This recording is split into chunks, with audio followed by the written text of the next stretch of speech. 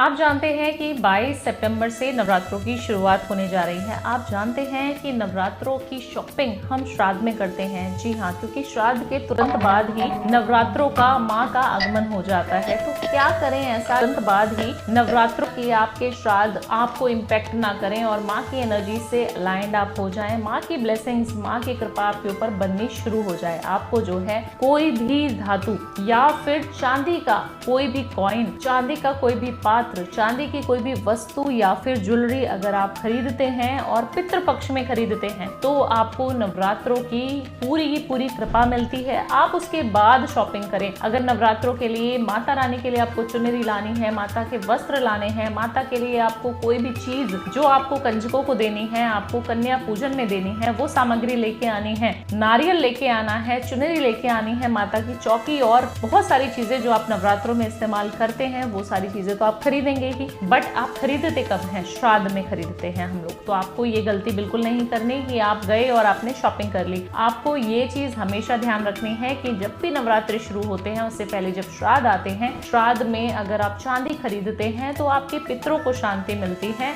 और आपके पितृ जब धरती से जाते हैं तो आपसे प्रसन्न होकर जाते हैं, आपके ऊपर बहुत ज्यादा कृपा देके जाते हैं और माँ की ब्लेसिंग्स भी आपके साथ हमेशा ही रहती है।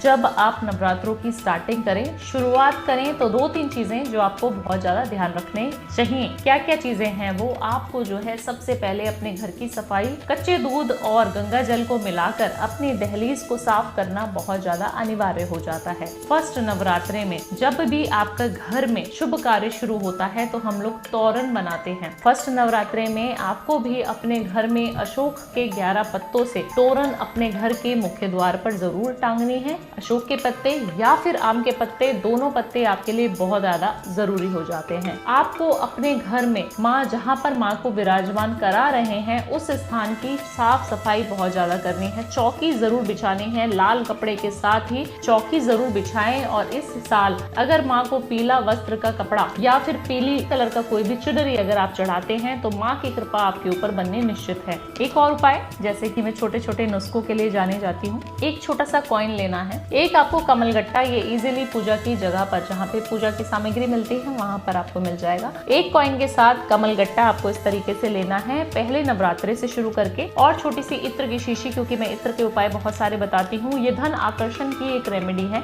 इत्र की शीशी लेंगे और उस कॉइन के ऊपर इस तरीके से लगा देंगे और जो है लक्ष्मी जी का आवाहन करेंगे, लक्ष्मी जी का को आमंत्रित करेंगे अपने घर में, अपने परिवार में, अपने बिजनेस में। इसको चार्ज करेंगे, इस तरीके से आपने इसको लगा देना है और कोई भी इत्र चलेगा और कमलगट्टे को इसके ऊपर रख कर लक्ष्मी जी की प्रतिमा के सामने ये आपको रोज चढ़ाना है। नियम से इसको चढ़ाना शुरू करेंगे। अगले दिन फिर से आप लेंगे इस तरीके से कॉइन, इस तरीके से इत्र और उसके ऊपर इत्र लगाकर फिर से चढ़ाना शुरू कर देंगे। 10 नवरात्रे ये साल हैं, 10 नवरात्रे, तो 10 कॉइन, 10 कमलगट्टे आपके पास जरूर होने चाहिए। इसका आपने करना क्या है? जब आप कंजकों को बुलाएंगे, जब आप कंजकों को कन्या जीवन के लिए बुलाते हैं, कन्याओं को भोजन के लिए बुलाते हैं, तब आपको ये जो कॉइन है उनसे ब्लेस करवाने हैं, उनसे जो है उनके चरणों में इसको टच करवा देना है। जब आप टच करवा देंगे तब से लेकर और पूरे साल तक आपके ऊपर माँ लक्ष्मी की जो कृपा होने वाली है वो आप समझ नहीं पाएंगे कि इतना धन आपके पास कैसे आ रहा है। सिर्फ 10 रुपए के कॉइन से या फिर 1 रुपए के कॉइन से इतना सारा मनी आप अट्रैक्ट करेंगे, मनी मैग्नेट आप बन जाएंगे। करना जरूर, ये बहुत अचूक उपाय है और जितने लोगों को बताया सबको जरूर फलित